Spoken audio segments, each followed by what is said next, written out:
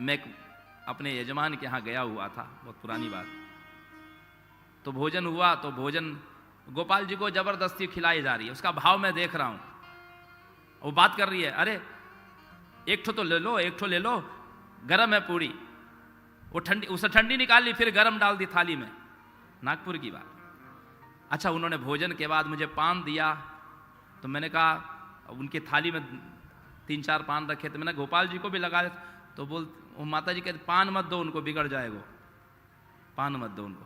ये भाव होना चाहिए, पुत्र जैसा भाव होना चाहिए भगवान के। इसीलिए भगवान ने फिर पुत्र रूप धारण किया। सुनी बचन सुजाना, रोदन ठाना, कोई बालक सुरभूपा।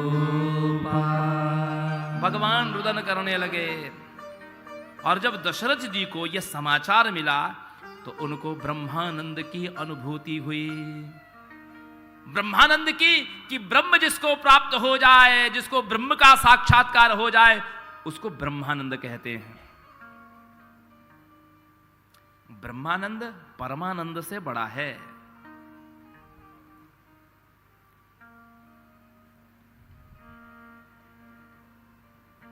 जितने आनंद है, अच्छा भोजन मिल जाए तो भोजन आनंद है,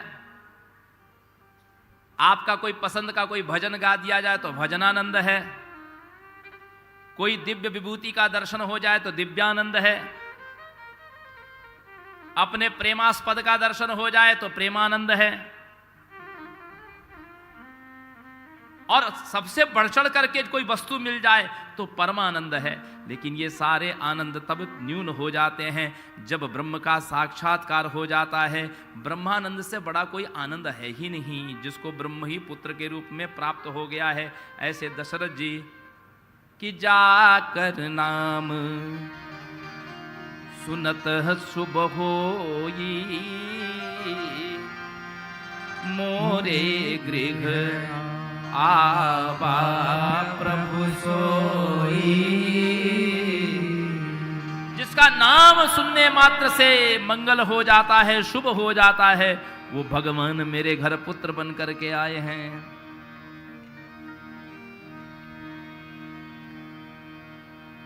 तो नांदी श्राद्ध किया, सबको दान दिए। पुत्र का नाल छेदन करने के पूर्व जो दान दिया जाता है, वो दान अक्षय तृतीया में दान करने के समान फलदायी होता है। जैसे ही पुत्र का, देखिए, एक मरणा शौच होता है, एक जनना शौच।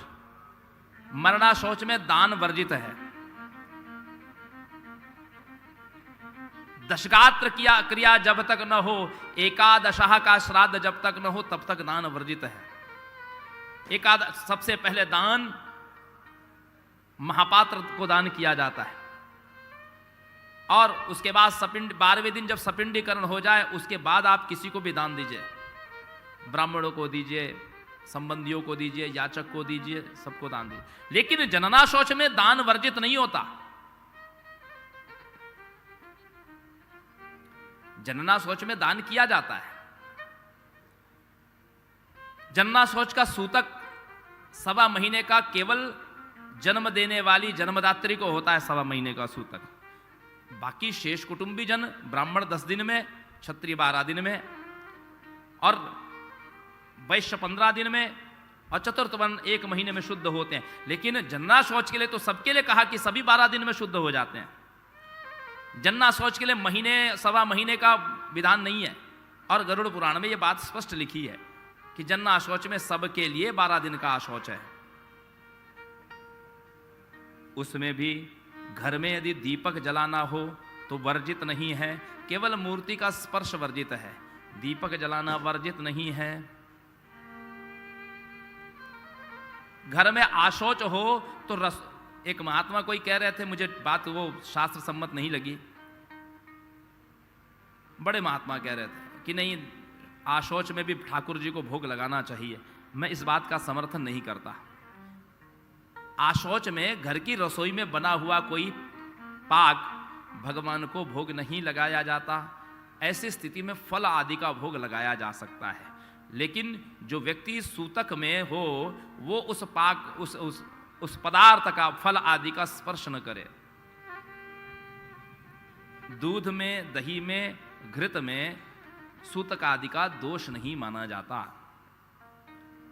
घी अशुद्ध नहीं माना जाता।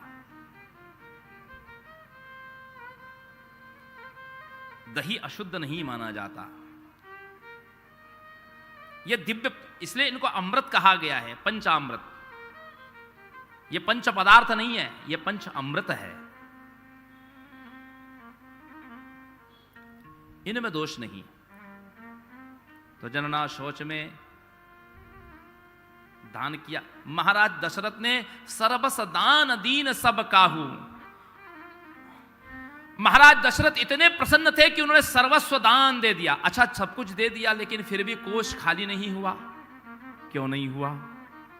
सब कुछ दे दिया, सारा कोष लुटा दिया महाराज ने, लेकिन फिर भी कोष भरा रहा। क्यों हुआ? क्योंकि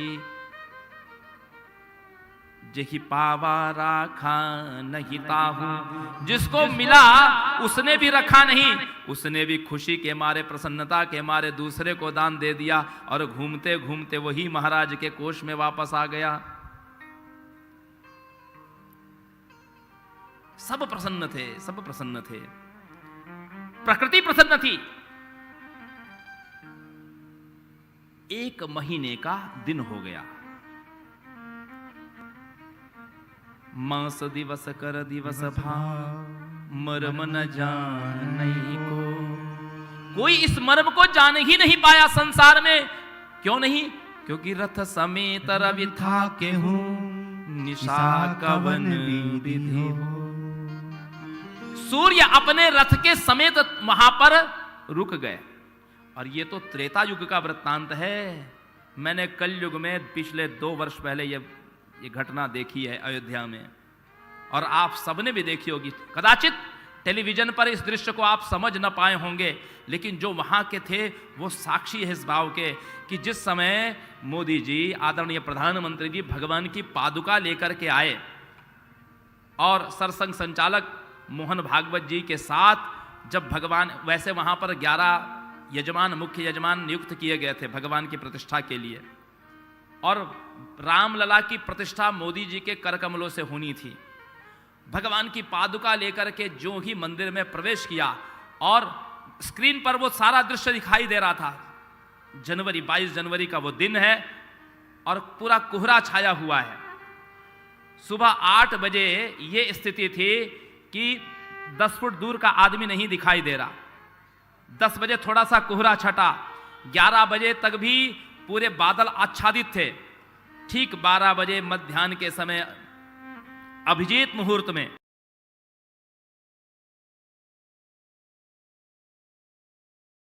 कि अचानक से एक क्षण में सूर्य उदित हुआ। मध्याह्न का सूर्य उदित हुआ, रामलला के ठीक मंदिर के ऊपर में सूर्य उदित हुआ, और सारे जितना संत समाज जो वहां पर साक्षी था, इस दृश्य को देख करके आंखों से रो रहा था। रथ समेत रवि था केहू। कहीं से नहीं लगता था कि हम कलयुग में हैं। हमको ऐसा लगता था कि इस भवन के भीतर रामलला साक्षात विराजमान है। और वो घड़ी ठहर गई थी।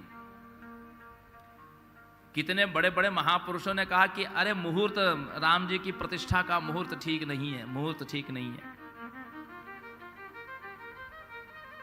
वशिष्ठ जी से जब राज्याभिषेक के लिए मुहूर्त पूछा महाराज चक्रवर्ती दशरथ जी ने कि कौन सा मुहूर्त राम राज्य के लिए होगा उचित, तो वशिष्ठ जी ने इसका उत्तर दिया, सुदिन सुमंगल तब ही जब राम होई युवराज। जिस दिन राम युवराज हो जाएंगे ना, वही सबसे शुभ मुहूर्त होगा। ये उत्तर भगवान सूर्य ने दे दिया सारे संसार को कि ये रामलला की जो प्रतिष्ठा हो रही है, ये सुमुहूर्त में हो रही है।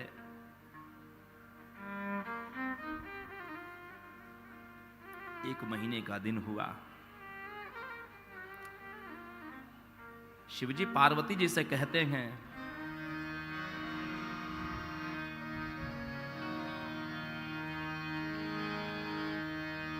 और हूं एक कहूँ निज चोरी,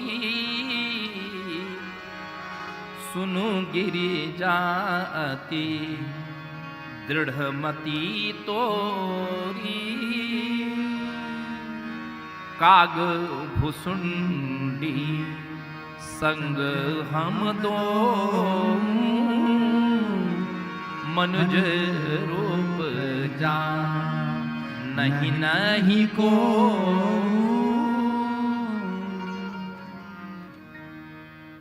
अपनी एक चोरी कह रहा हूं, भगवान कह रहे हैं शिव जी चोरी, हाँ चोरी ये कि मैं और काग भुसुंडी जी, या तो फिर ऐसा अर्थ लगाइए काग भुसुंडी संग हम दो, आप और मैं।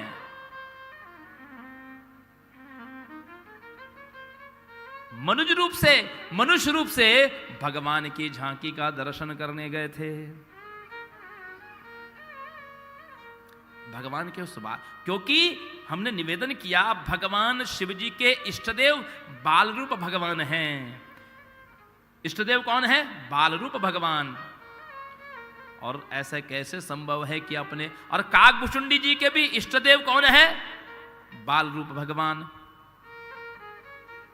कबीर खान लिखते हैं श्री कृष्ण के पद में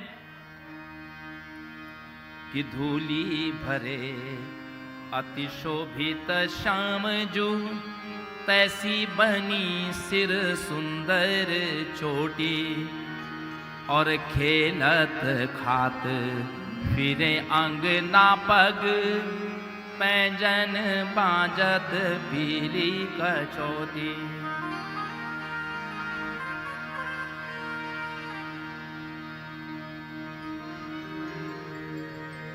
बाछवी को रस खान बिलोकत, बाछवी को रस खान बिलोकत, भारत कम कलानिधि कोटि, और काग के भाग कहा कहिए हरि, हाथ से ले गयो मखन रोटी। ये रामायण सीरियल जो 1987 में आया था, और उस समय जो है आपको बताऊं VFX का तो आविष्कार ही नहीं हुआ था। ये जो स्पेशल इफेक्ट्स होते हैं,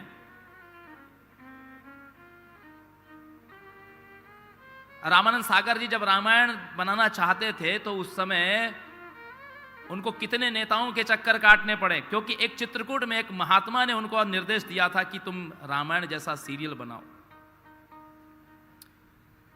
और जब उसका उन्होंने शूटिंग किया, शूटिंग करने के बाद वो कितने लोगों के, कुछ दिन की शूटिंग की, कितने लोगों के पास सब प्रोड्यूसर ने इनकार कर दिया, नहीं ये नहीं चलेगी, रामायण के ऊपर बहुत सारी सिनेमा बन चुकी है, नहीं चलेगा नहीं चलेगा, सबने। फिर पार्लियामेंट में बात उठी, पार्लियामेंट में भी बड़े मुश्किल से, इतने चक्कर काटने के बाद सबने रिफ्यूज किया। तो एक जो सूचना प्रसारण मंत्री थे, उन्होंने बड़े मुश्किल से उनको परमिशन दिया, वो भी झटपट लेकर के मुंबई आ गए।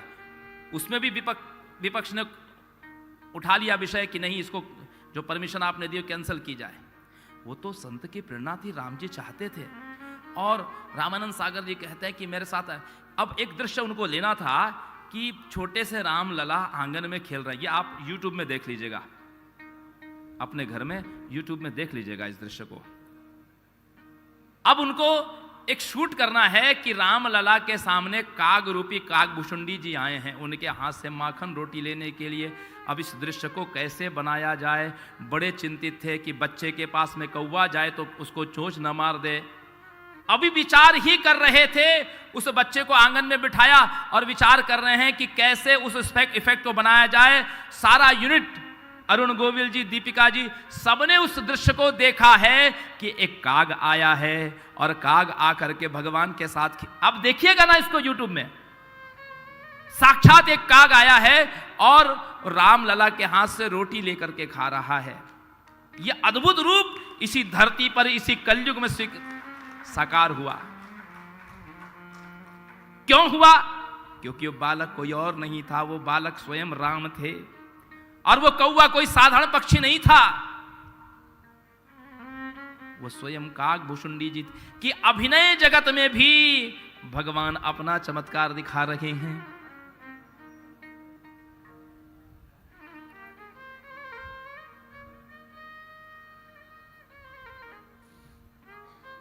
काकभूषुंडी जी शिव जी के, क्योंकि काकभूषुंडी जी के भी इष्टदेव बाल रूप भगवान है, सगुणोपासक हैं,